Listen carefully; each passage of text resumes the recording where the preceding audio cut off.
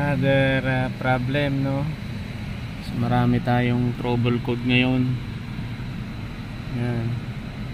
So, meron sa brake system, control module, front view camera, inflatable restraint,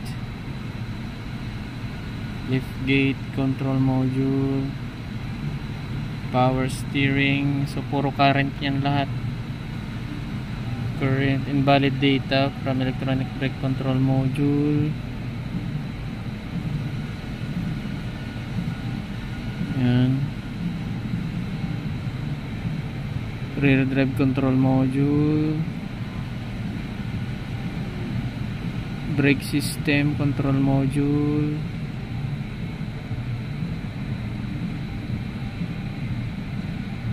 invalid data from body control. So ayan, more on communication to, communication ng mga ECU. Tapos service stability track. Ayan.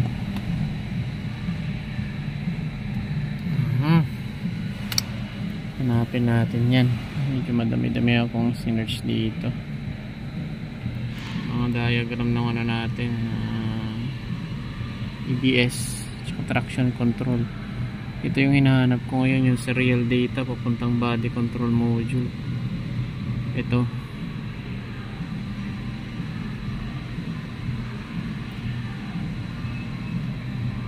Data communication schematics sa chassis high speed. Tignan natin ito.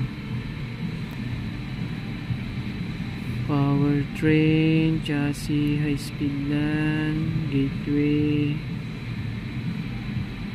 power and ground, data link connector, serial data gateway module, local network, steering, body control module. Hanapin natin dyan kung saan nakakonekta yung ano, yung brake control module. So tiyagaan lang talaga, anos labat, anos laeng, tiyaga lang. Okay, so tingnan natin ito muna. Yan guys, so yung trabaho ko talagang nag-wire to wire na ako ng marami, no? And then na found out ko na open yung line papunta dito. Merong isang linya dito na open, which is terminal 31 and terminal 8 na nandun sa papuntang serial data gateway dun sa dashboard. And tracing this wire pataas, yan, sinundan ko yan, meron akong nakita na kumakaskas sa chassis. Ayan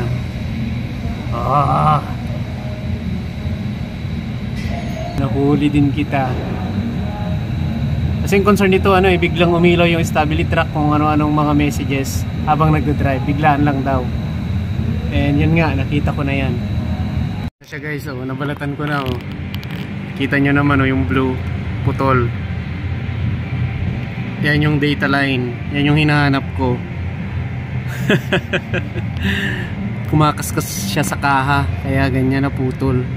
Siya pa talaga yung tumapat dyan. Alright, so mabuti na lang yan, hindi yung mga power lines, kundi nako, masusunog. Okay, so i-repair natin yan muna, dugtungan natin. Ayan guys, idugtong ko na yan. Gumamit ako dyan ng crimp, pang crimp.